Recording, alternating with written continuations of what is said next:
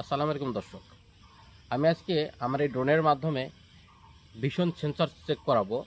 চারদিকে কিন্তু অনেক গাছপালা, এই গাছপালার মধ্যে আমি ড্রোনটি ফ্লাই করব, দেখব এ কতটা যে ওর যে সেন্সর আছে কতটা কার্যকর সেটা আপনাদের দেখাতে যাচ্ছি। আর আমি আমার যে রিমোটের স্ক্রিন রেকর্ডটা আমি চালু করলাম, চালু করে অলরেডি আমার ড্রোনটা এখন ফ্লাই হয়ে যাবে। দেখেন আমার ড্রোনটি কিন্তু অলরেডি ফ্লাই হয়ে গেছে। আর আমি আমার ড্রোনের ভীষণ সেন্সর আমি চেক দিচ্ছি। দেখুন আমি গাছপালার মধ্য দিয়ে আমি ড্রোনটি চালাবো, আবারও বলছি দেখবো কতটা কার্যকরী। দেখেন আমি কিন্তু সব গাছপালার মধ্য দিয়েই ড্রোনটা আমি চালাচ্ছি। অনেক ঘন ঘন গাছ, আমি একটু ঘোরাই, না না আমি একটু ধীরে ধীরে চালাবো। আর যারা ড্রোন ফ্লাই করেন তারা একটু রিস্ক নেবেন না, একদম রিস্ক না নেওয়াই ভালো। আমি আপনারা অল টাইম রিমোটের দিকে খেয়াল রাখবেন, ড্রোনের দিকে না, রিমোটের দিকে খেয়াল রাখবেন, বিশেষ করে স্ক্রিনের দিকে। আপনার রিমোটের যে স্ক্রিন আছে স্ক্রিনের দিকে খেয়াল রাখবেন। আর আমি এই ঘন গাছপালার মধ্যে ড্রোনটি ফ্লাই করছি। আর এখন দেখব ছোট্ট একটা চিপা, এই চিপার মধ্যে দিয়ে ড্রোন আসে কিনা সেটাই আমি দেখব। আমি ড্রোনের সামনে দাঁড়িয়ে আছি, হ্যাঁ এই দেখেন এই চিপার মধ্যে দেখব ড্রোন আসে কিনা আমার সোজা। হ্যাঁ এখানে কিন্তু অনেকগুলো গাছ দেখতে পাচ্ছেন। আর যে সিগন্যাল দিচ্ছে কি পরিমাণে তা আপনারা দেখছেন। দেখবো চিপার মধ্যে ড্রোনটা আসে কিনা, আমি সেটাই দেখানোর চেষ্টা করছি আপনাদের। ওকে আসতে পারবে, এটা কিন্তু অনেক রিস্ক। ওখানে কিন্তু দাঁড়িয়ে গেছে, ও দাঁড়িয়ে গেছে এই চিপার মধ্যে, কিন্তু ও আসতেছে না। দেখেন আপনারা, দেখি আসে কিনা। ওকে হ্যাঁ অলরেডি কিন্তু একটু দেরিতে আসছে, কারণটা কি ও ছিল চারদিক দেখে নেছে তো আসতে আসতে পারবে কিনা। অলরেডি কিন্তু চলে এসেছে, আপনারা দেখছেন। আমি আমি অন্যদিকে নিয়ে যাব।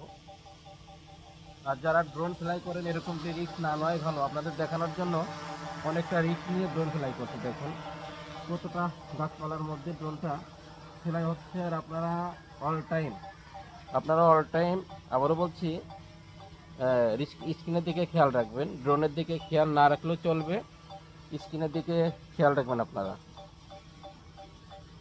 আমি আবারও, হ্যাঁ এইদিকে, এই দেখেন এই গাছপালার মধ্য দিয়ে ড্রোনটি চলে যাচ্ছে।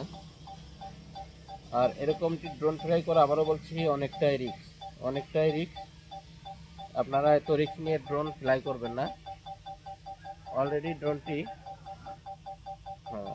এখানে দেখেন কি পরিমাণে সংকেত দিচ্ছে, ও কিন্তু প্রচুর পরিমাণে সংকেত দিচ্ছে। আমি ড্রোনটা ঘোরাবো, ঘোরায় হ্যাঁ দেখবো এই চিপার মধ্যে আসে কিনা সেটাই দেখবো। এই যে একটা চিপা দেখতে পাচ্ছেন গাছের, দেখবো এই চিপার মধ্য দিয়ে ড্রোন আসে কিনা। অবশ্য চলে আসবে, আমারও বলছি আমি কিন্তু ভীষণ সেন্সরটাই চেক দিচ্ছি। এই দেখুন আমি এই চিপার মধ্যে দিয়ে ড্রোনটা নিয়ে আসতেছি। আর আমি এই যে যে এখানে দাঁড়িয়ে ভিডিও করছে আমার সেটাও কিন্তু উঠে গেল এসে।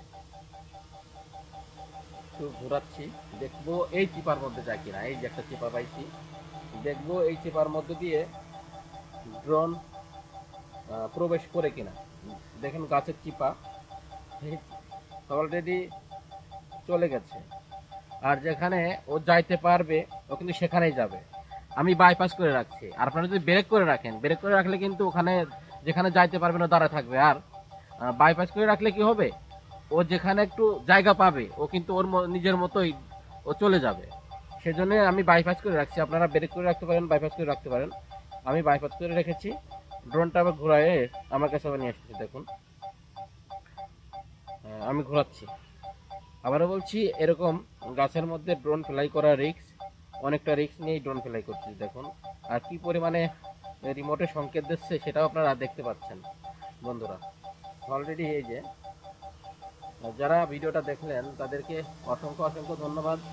আর আপনারা এরকম চিপার মধ্যে বিশেষ করে এরকম যারা ড্রোন ফ্লাই করতে চান আপনারা নর্মাল মোডে ড্রোন ফ্লাই করবেন। আর যারা বিগিনার আছেন নতুন তারা অবশ্যই নর্মাল মোডে ড্রোন ফ্লাই করবেন, তাহলে আপনাদের ড্রোন ক্র্যাশ হওয়ার সম্ভাবনা কম থাকবে। আমি এখন ড্রোনটা আমার হাতে ল্যান্ড করাবো।